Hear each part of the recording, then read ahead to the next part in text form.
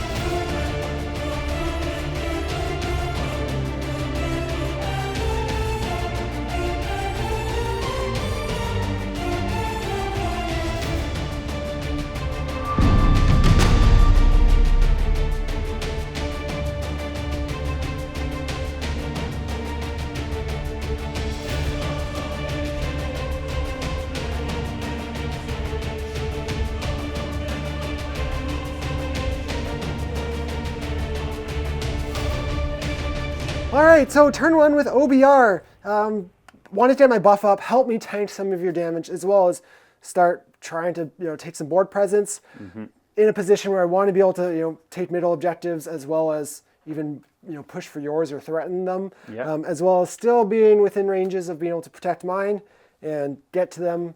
You do have the teleport, or not the teleport, but the camo exchange, so I just have to be aware of them. But otherwise, just moved up through my Morghasts.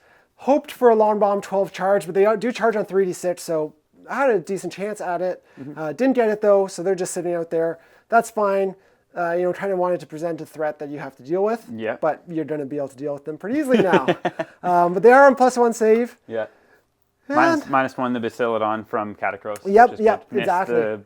What's it called? But you always miss that. Yeah, so. the Bone-Tied Nexus didn't do anything as per normal. And then big thing though, my catapult. Using the special cauldron shot, anti-bravery, the fact that you're not in fangs is big. So on 5-ups, I was doing mortal wounds, rolling 40 dice to that big unit of stinks. I rolled 14, so like just slightly above average. I knew coming in that was going to be a thing, so it's not really surprising. Turn 1, took a chunk out of the stinks, and I assume you're going to spend your command point to keep them around. Yeah, I am for sure. Cool. Well, a little bit of carnage, but nothing too crazy for turn 1. No combat yet, but we're jumping into Seraphon turn 1 now. Let's go.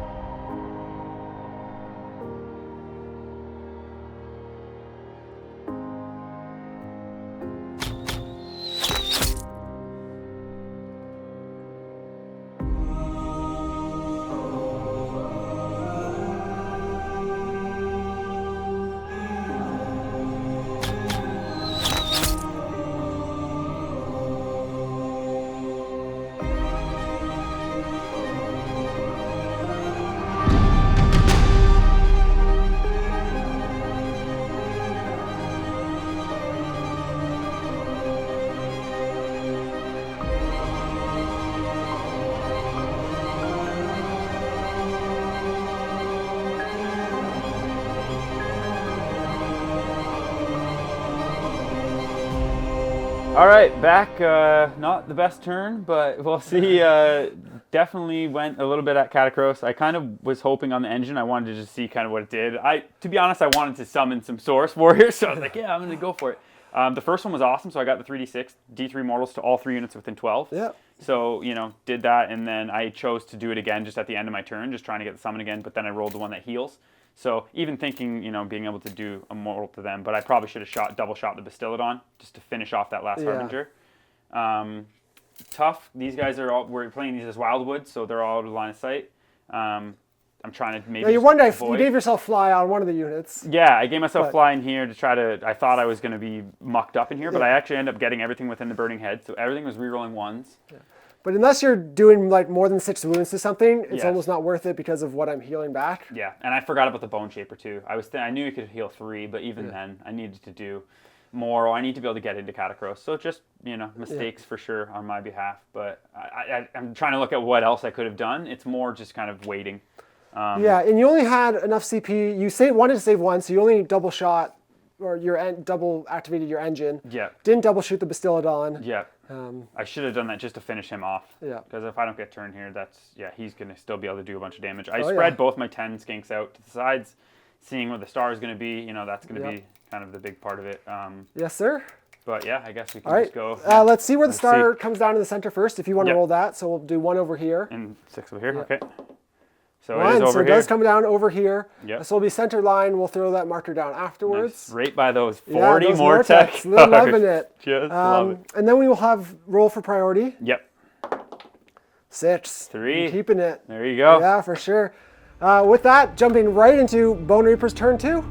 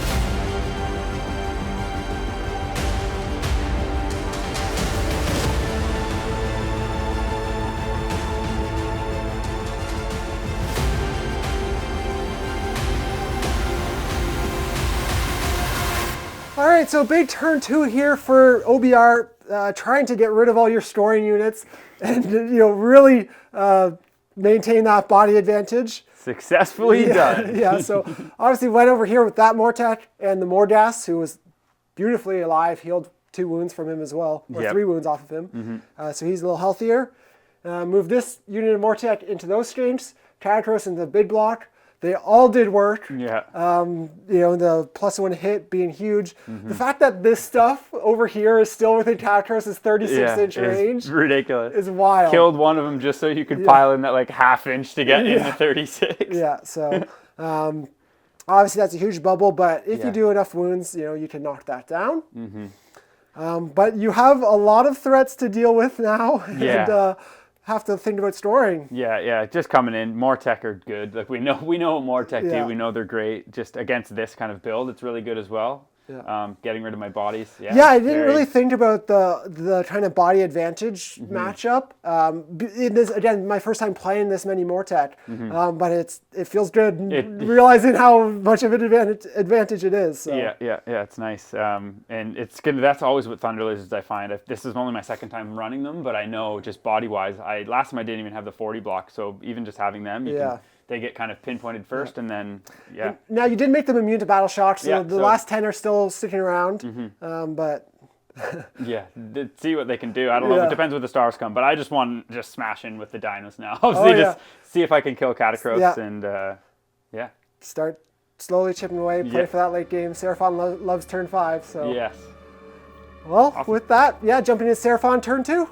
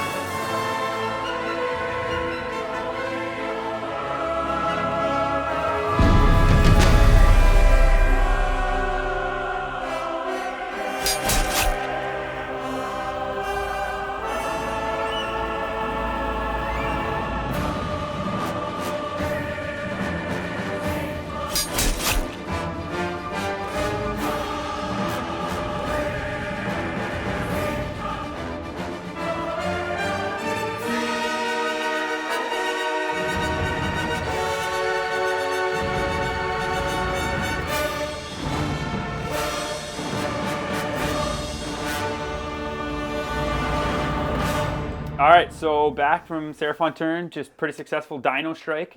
Completely buffed up the Engine of the Gods, +3 attacks on all of his mount profiles.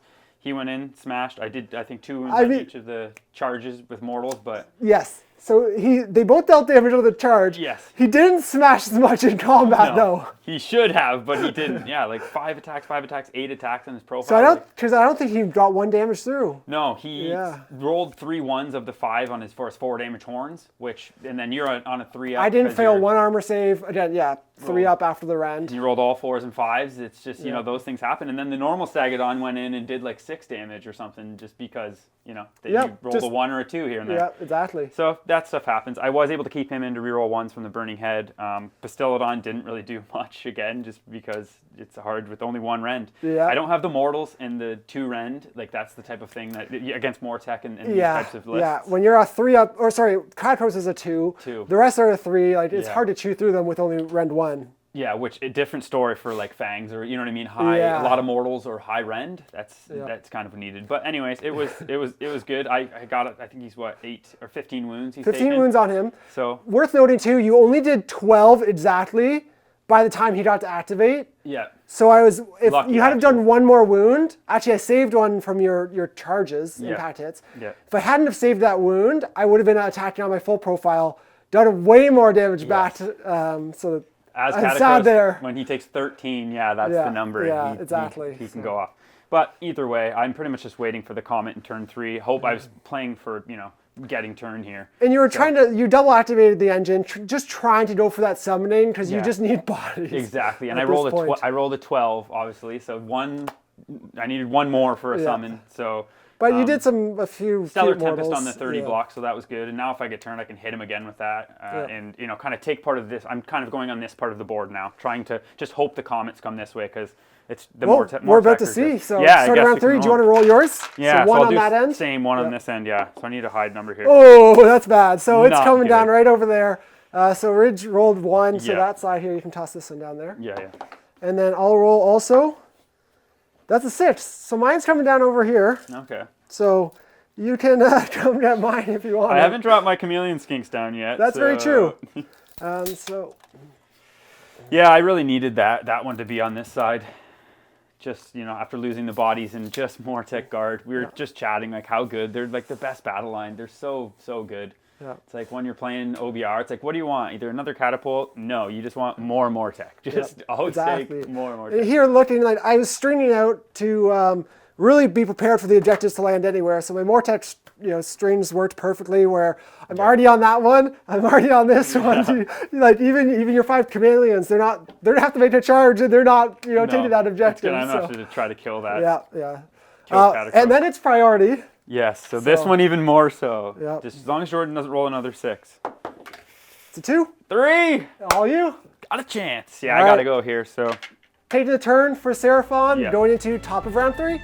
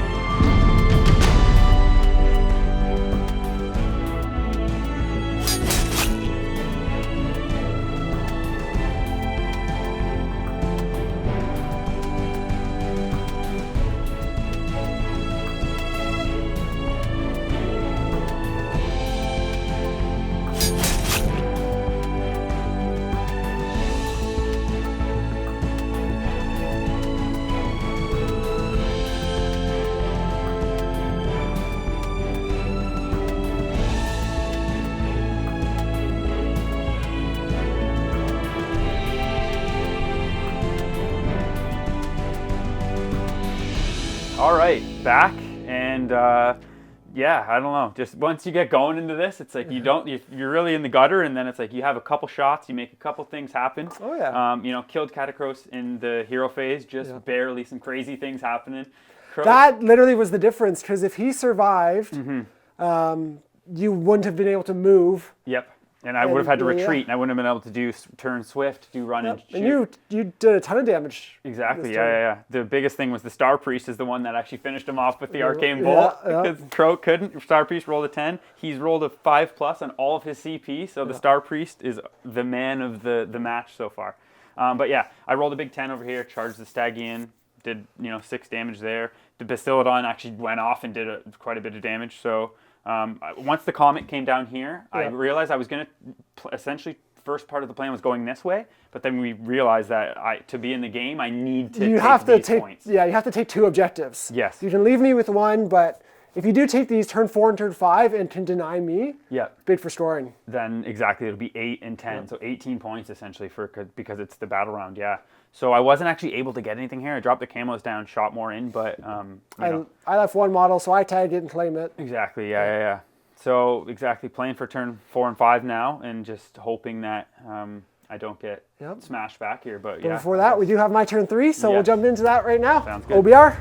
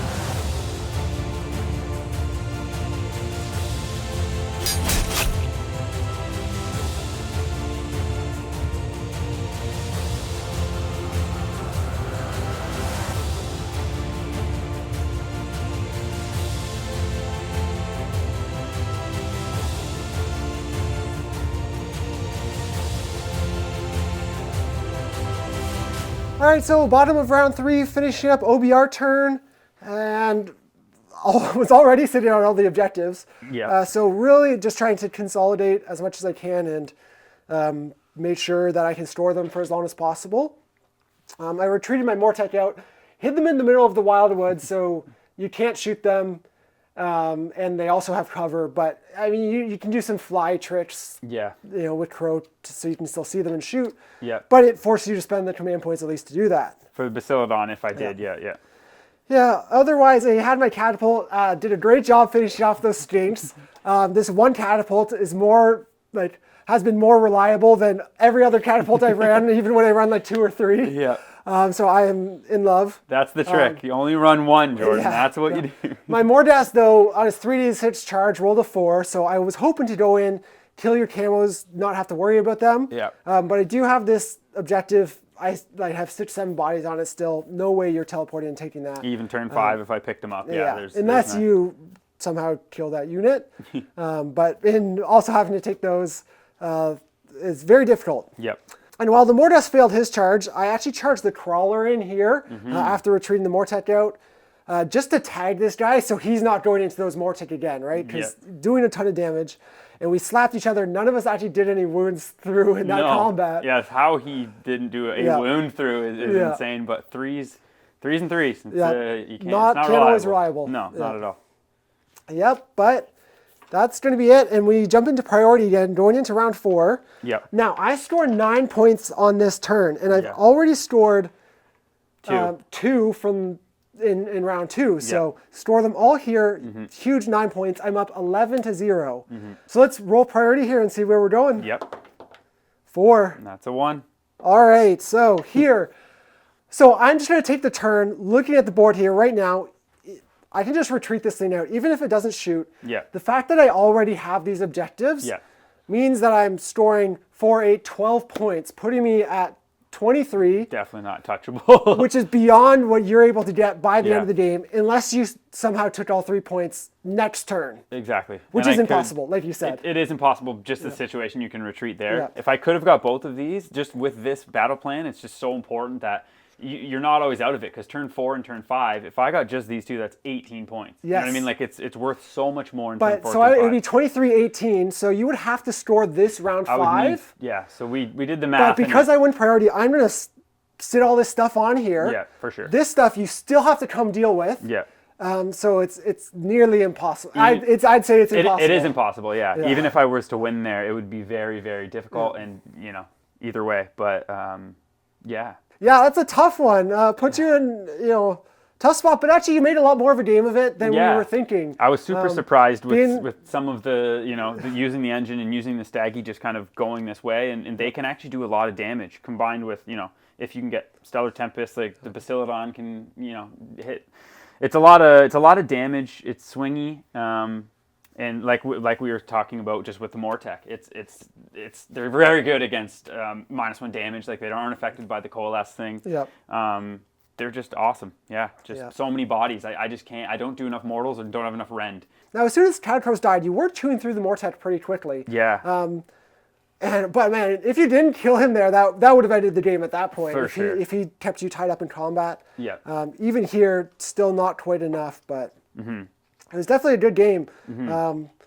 Made me sweat a little bit that turn 3. Yeah, no, I know. And doubling back was exactly. I just needed, so turn 3, if I was able to get just 3 points from this one objective, and then I would have won priority turn 4. Like, it's obviously a couple things, but I was definitely could have still been in the game. It's interesting. I love Thunder Lizards.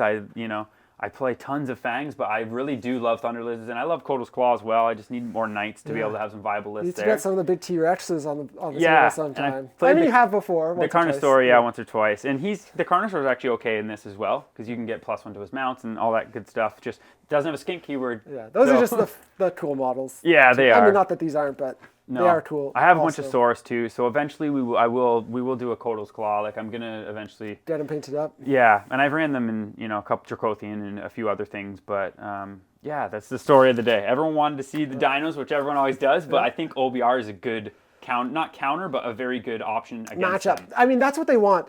This kind of list wants to go into slower combat armies. Now, you have a lot of shooting, which did let you chew through a bunch. But I mean, imagine if you didn't and you're just trying to ram into those huge blocks of Mortec. And imagine just not having the Wildwoods as well. Like, they weren't super impactful, but like they didn't end up being, but they could have been. And like we were talking, the meta just now, like, it's just insane with the shooting. So playing with terrain that does block line of sight, or having those kinds of things.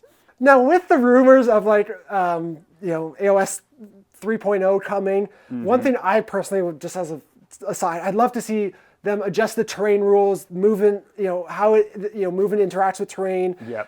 Adding some line of sight blocking, even against flying units, because obviously Wildwoods don't do help against flying. But like 40K, with how heavy they go in terrain now, on a competitive level, this game needs to be doing the same if we're moving that heavily into shooting, which it looks like. For better or worse, we are. Right now, it definitely is, And I agree. There needs to be, because there's so many ways to get around the Wildwoods with flying. Different, look out Sir mechanics and, stuff like that. Love that for those catapults. Or, -1 hit at, when you're over half range. Stuff like that. There's a lot of things. There's different ways we could, it could be addressed.